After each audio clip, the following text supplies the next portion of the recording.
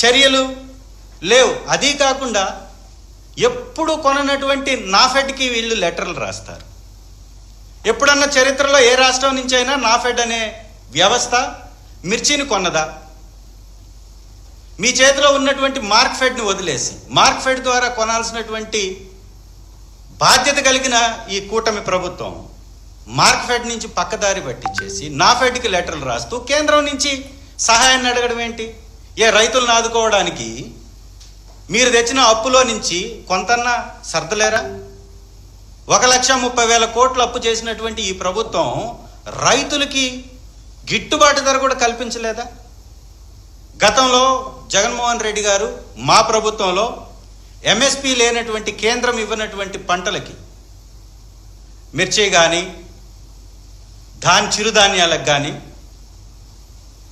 3,830 కోట్ల రూపాయలు దానికి ప్రత్యేక నిధిని పెట్టి ఖర్చు చేయడం జరిగింది. దాదాపుగా 65,000 కోట్ల రూపాయలతోటి ధాన్యం కొనుగోలు చేశాం.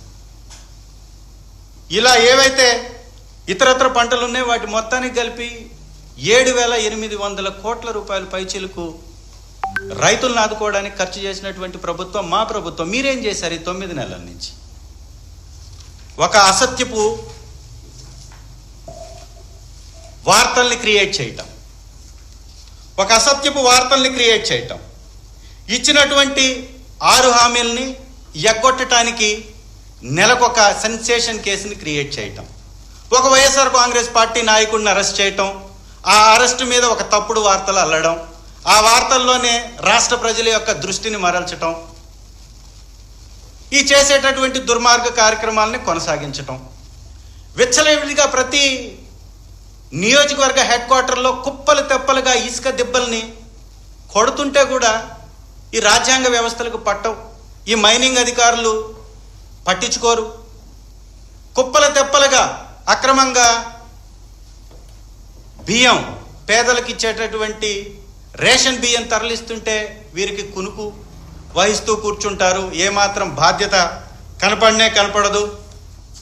నిరుద్యోగ భృతి లేదు, రైతు భరోసా లేదు, ప్రతి మహిళకి ఇస్తానన్నటువంటి 1,500 నెలకి ఊసే లేదు, ఉచిత బస్సు ఊసు అస్సలే లేదు, పెన్షను 50 సంవత్సరాలు పైబడ్డటువంటి ఎస్సీ ఎస్టీ బీసీలకి ఇస్తానన్నటువంటి పెన్షన్ ఊసు అసలే లేదు. ఇవన్నీ ఒక పక్కన పెట్టేస్తే ఇప్పుడు కొత్తగా మళ్ళీ ఇంకొక తప్పుడు వ్యవహారాన్ని సృష్టించేటటువంటి ప్రయత్నం, ఒక అసత్యపు ప్రచారాన్ని సృష్టించేటటువంటి ప్రయత్నం. వైఎస్ఆర్ కాంగ్రెస్ పార్టీ ప్రతిపక్ష హోదా ఎందుకు అడుగుతుంది? ఈ ప్రతిపక్ష హోదా మీద ఈ తప్పుడు వార్తలు క్రియేట్ చేసేటటువంటి కుల మీడియాని సూటిగా ప్రశ్నిస్తున్నా. ఇవాళ మాట్లాడినటువంటి డిప్యూటీ చీఫ్ మినిస్టర్ గారిని కూడా సూటిగా ప్రశ్నిస్తున్నా, పవన్ కళ్యాణ్ గారిని.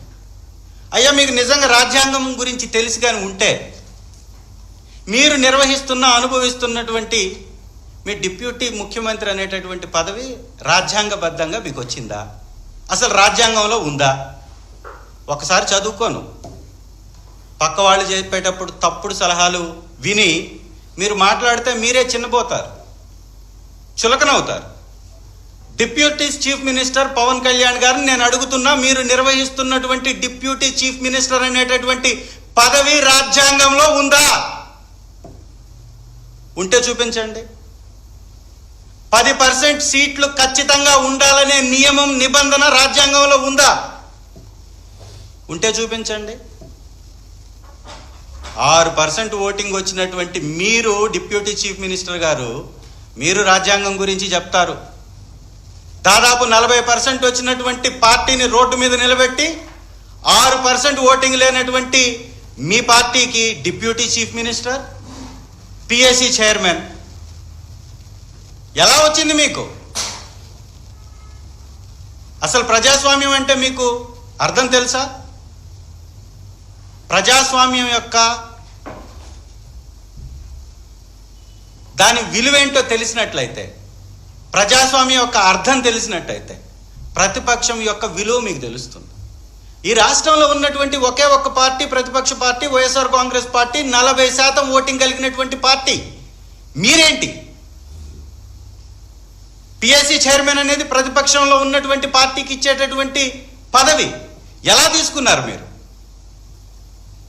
ఈరోజు ఉన్నటువంటి పార్టీలన్నీ జత కట్టి కలసి కట్టి ఒక అసత్యపు ప్రచారాన్ని మాపై చేసి మీరు అధికారంలోకి వచ్చారు. మీ స్వశక్తితోటి ఏమైనా గెలిచారా? మీరు ఒంటరిగా పోటీ చేసి గెలిచారా?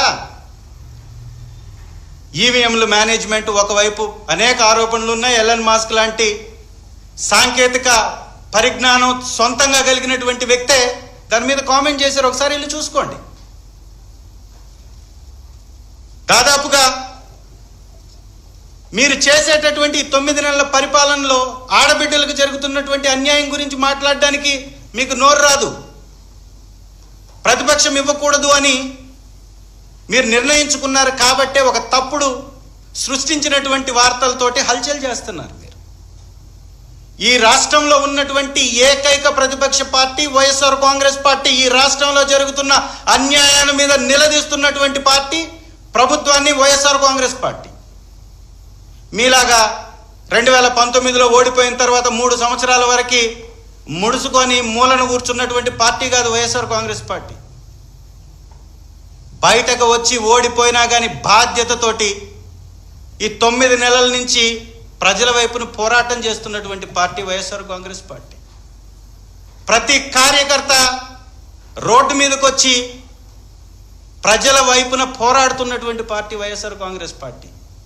మీరు ఒక్కసారి కానీ వెనక్కి వెళ్ళి చూస్తే 2019లో ఓడిపోయిన తర్వాత 3 సంవత్సరాల వరకు అడ్రస్ లేరు ఎవరు.